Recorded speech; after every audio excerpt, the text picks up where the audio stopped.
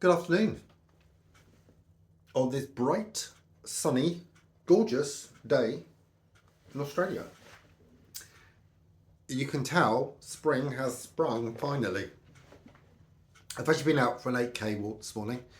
I'm on a 3-day weekend again. So I had a half day yesterday and I managed to go to the dentist. I got my teeth looked at and I remember I was sat in the dental surgery and there were people coming out and they were getting bills of six, seven, eight. Highest was about $1,500. And I'm just thinking, oh my God, what's my teeth going to cost? Luckily, had them done and he said, your teeth are fine. Your British teeth are okay. Couldn't believe it. He said, you've been looking after them. I said, yes, it's literally I have. My health anxiety has been making me look after my teeth, thankfully. They're pretty poor, to be honest with you. I haven't got the best teeth in the world. And they're short and a grind. But what I have left are my own, and I am now looking after, doing all the right things at the right times. And he said, just keep it up. Keep your bills low, keep it up. So I was pretty happy, to be honest with you, thankfully. Anyway, 3-day weekend.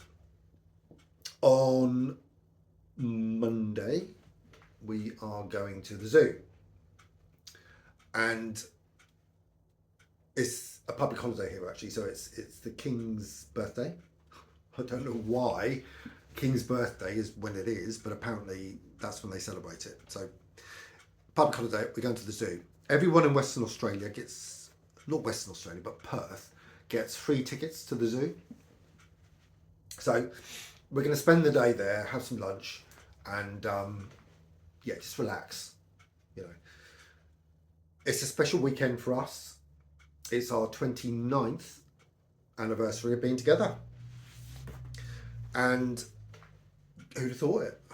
All those people in Australia, in the UK, who turned around and said it will never last. It has. And we're still together. And we'll always be together. And we proved the doubters wrong. That's important. Love. We love each other immensely.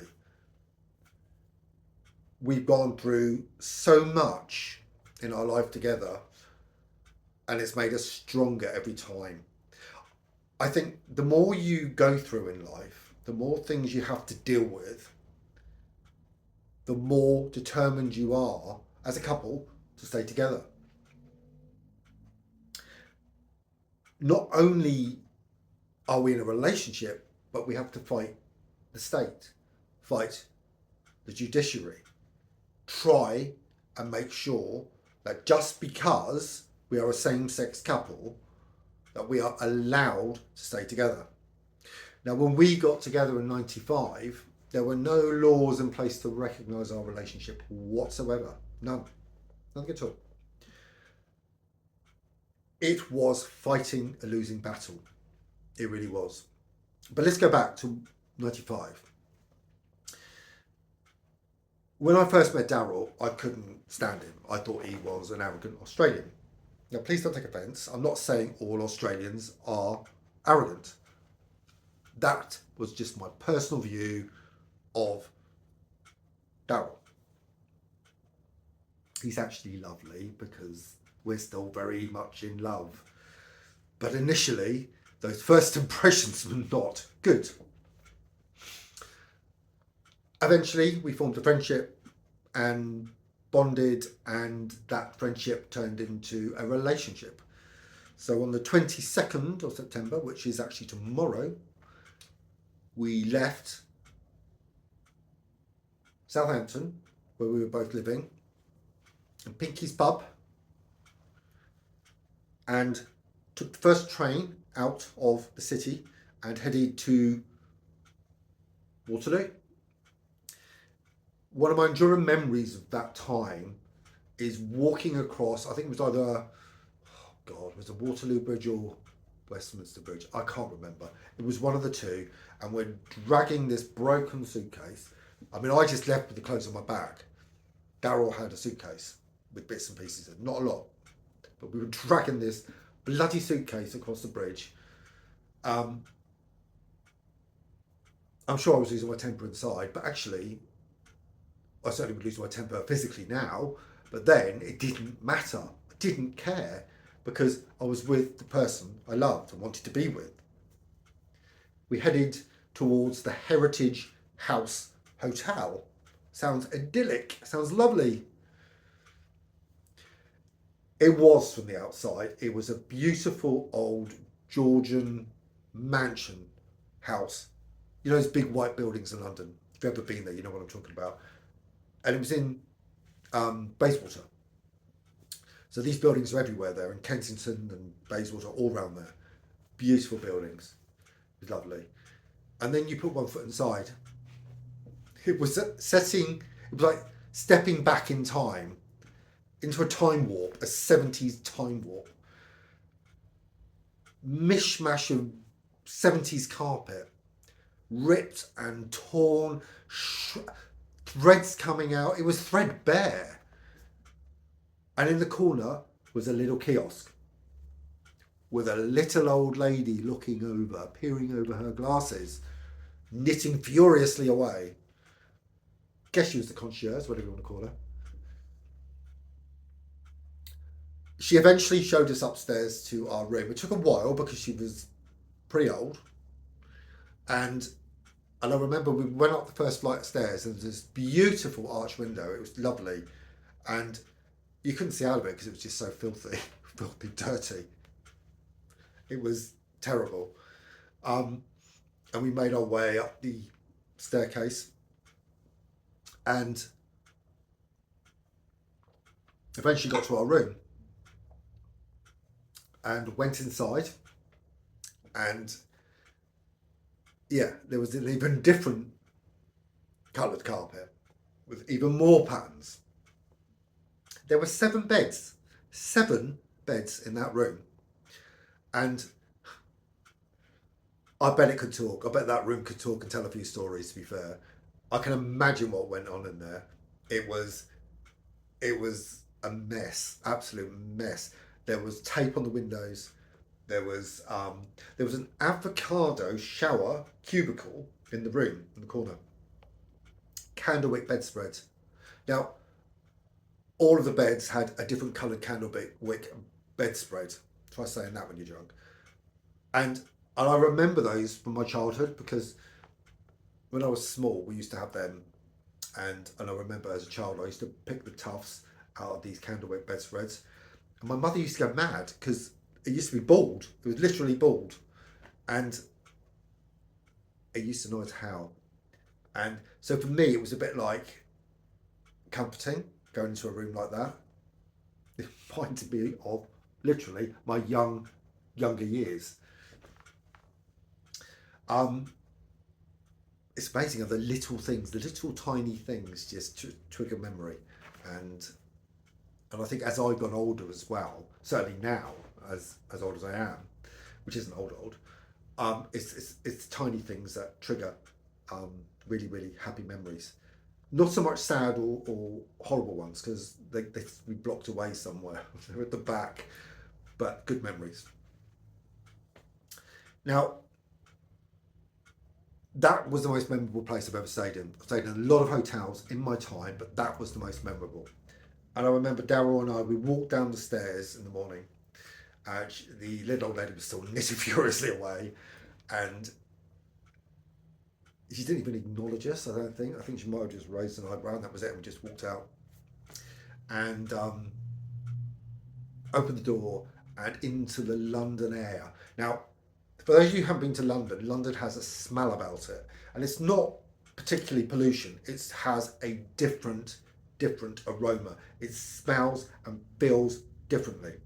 It's very vibrant as well. Not the air necessarily, but the life around the place is vibrant. It's very electric. It's very energizing. And I think at that point we both fell in love with that place. Particularly Bayswater. For those of you who couldn't afford Kensington, Bayswater was the next option really. And I'm sure Bayswater is even more not an option these days. Nobody can afford it. It's certainly not one of those beautiful houses, but oh, loved it. Within about 4 days, we were on a plane and we were travelling to Perth. We could have stayed in London, but went to the Strand, Australia House, got my visa, got on a plane, and that was it. Young, impulsive, doing what we wanted to do. Happy to do it. Would I do it now? No, no, I wouldn't. Well, I did. I couldn't say that because yes, I did, and I'm here. 2 years ago, I did it. Very, very different reasons, obviously. Um, and I remember that plane journey, and we were on we had 3 seats, and I remember laying on Daryl's lap, and I could see out of the window, and as they dimmed the lights on the plane, it was dark outside, and I could see little pockets of light. We were flying over India actually at the time. You could see little pockets of light all the way around. They looked like stars actually in the night, but they were little tiny villages. I mean, had it been Europe, you would have seen great big metropolitan areas lit up, but India, little tiny pockets. It was actually beautiful. It was lovely. Um, God knows what people thought about me laying on my then partner's lap, because back then it was really not the done thing. I wouldn't even do it. I wouldn't do it now. It's more acceptable now, of course, but I certainly wouldn't do it now. So we were two people happily in love, and we lived in a friend's house in the suburb of Melville here in Western Australia for a short while, and she looked after us. And I can remember Daryl was given use of an old post office van, an old red thing, and I remember getting in it for the first time. There were cobwebs in it, there were spiders in it, and I think my anxiety today probably goes back to that point in time. Gosh, it was when I think about it, it gives me palpitations. Um, we eventually got our own place in Freo or Fremantle, which is a beautiful, beautiful colonial town, city, port city here in Western Australia. I've got an affinity with that place and I love it. It's got a lot of history, and I love history, as you know. We rented a 70s prefabricated flat overlooking the Indian Ocean. Sounds lovely, but inside there were lime green carpets full of fleas. We had to get the whole place flea bombed. It had a kitchen built on stilts to stop the cockroaches going inside the cupboards. I used to have to check my shoes every morning just in case there were anything in there that shouldn't be. I used to check the toilet to make sure that there were no snakes. Not that there would have been, I'm sure.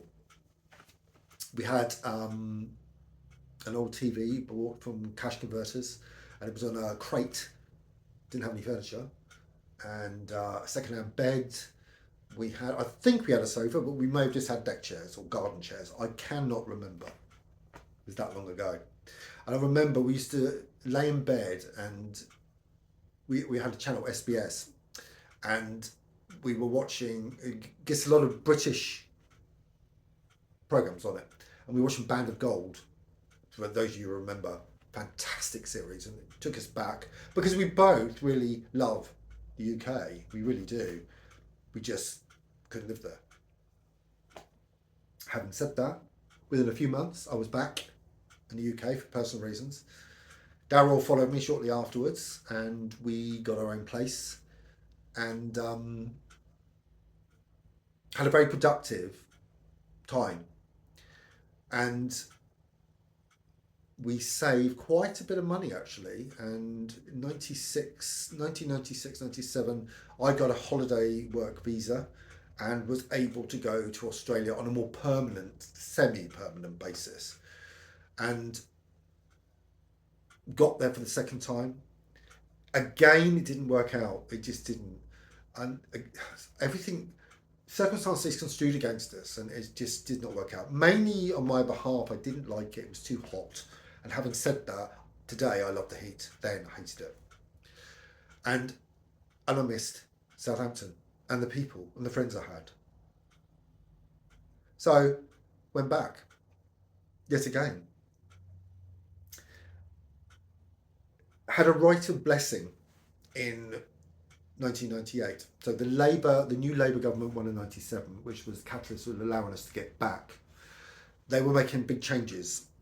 We're making big political changes and changes for same-sex couples like us. And we knew that by going back when we did, when Daryl still had time left on that holiday work visa he had, that we would at least be able to stay together. So when it ran out, we employed solicitors to keep him in the country. We had a judicial review, again to buy time until the new Labour government changed its policy, allowing us to stay together. And eventually, in 2000 they did. We did everything. We jumped through hoops, as we've always done. Every bit of paperwork I've ever had since we've been together, I've had to keep and drag across the world with us. Still here, still filed away here. Been carrying it around for years. Still can't get rid of it as yet. And I think for us, the Rite of Blessing in 98 was the moment that sealed our love together. And I think it was an acknowledgement to the world that we were not going to give up. As much as people, so I sometimes think people want you to fail in life. And I think they want you to give up. And we weren't going to do it. The more people said, no, it's not going to work, the more we fought against that. We fought against the establishment, we fought against people, their views, we fought against what we thought, and I still think, is the world. Because the world doesn't look favourably on same-sex couples. They really don't. And we tend to be going backwards now. That's even worse. But if you love someone that much, that love will shine through. It really, seriously will. After then, we had a long period in the UK. Mainly centred around Southampton, of course, but we also ran a business in Salisbury, Wiltshire. We bought a couple of houses up north and one in France, and we managed to go to France once a month at one stage, and it was quite a successful time and travelled a lot. It was a real productive time. Eventually we moved up north and it didn't really work out. The north of the UK is very different to the south. It is literally like being in a different country. And I don't want to offend Australians, I don't want to offend northerners. But the area we lived in was particularly bigoted, racist, and we did not feel comfortable as a gay couple. We had a beautiful home, absolutely beautiful. The person who owned it before us was a carpenter, and everything had oak flooring. It was a beautiful stone cottage. It was lovely. If you could have taken that house and moved it down south, it would have been perfect. But as it was, no. We sold it, moved back down south, and had the longest stint we did in the UK, or the south of the UK. And again, it was successful up until the year 2015. So we moved down in 2005, I think, and up to 2015. So it's a good 10 years. It was really successful. Sadly, we both were working for the same charity as it was, and were bullied, and there was abuse, there was homophobic abuse, and we made the conscious decision to leave the UK for good. Not for Australia, but we moved to Spain. And I think my biggest regret in life of our 29 years together was not being able to stay in Spain. Because that was a dream we both always had, both of us. And it just didn't work out. And the reasons were it was not our fault. Daryl's mother fell ill in Australia, mine in the UK. We went our separate ways in order to care for our respective mothers. in the interim, there was Brexit, there was the pandemic. So when it became time for us to make the decision to go back, it wasn't to be. We both lost our residencia status in Spain, and that was the end of that dream. It's a never say never with Spain, because we both hope one day to end up back there in some capacity. Fingers crossed. 29 years it's been the best of years, despite the ups and downs. There's not many people, certainly not these days, who have a soulmate and a partner they fall in love with and are able to stay together for this length of time and survive. Work hard at the relationship. Love one another as we do. Love does change over the years. It really does. But to be with someone who you cherish every day of your life is so... It warms my heart every single day. I am not a person who generally wears their heart on their sleeve. I just don't. But when my relationship is concerned, I do. I'm very proud of it. While all my friends have divorced, Daryl and I have stayed together, and we have worked through the toughest of times. And we're just thankful that we've had, a good network of friends, support family, and all those who have been around us, keeping us up at times when we were feeling down. I've got a file here of all the letters that friends and family wrote at the time to the British Home Office in order to keep us together. And when I'm feeling a little down or upset, I tend to get out that file and have a read, because it's important to me to remember what we went through and the people who were there helping us. That file is like my Bible, and it will always be with me, because that was the first step to where we are today. And in a couple of years, I will be an Australian citizen, able to leave, come and go as I please, and have dual nationality. And then eventually, hopefully, move back to Spain, where we will hopefully retire. Happy 29th. It's really been fabulous. I've had the best years of my life. Can't fault it. And nor should you. Relationships matter. Relationships count. If you're in one, enjoy it. I'm going to try and turn this off electronically. Now, I've got a tripod. I've got my phone on it. And I've been having real problems trying to switch the bloody thing on and off using this remote control. It won't work. I have to press the button, and I'm not sure if I'm waiting or not, but the little blue light's flashing. It's done via Bluetooth, and every time I press it, it doesn't want to turn off. So we're going to give it a go. Ciao, hopefully.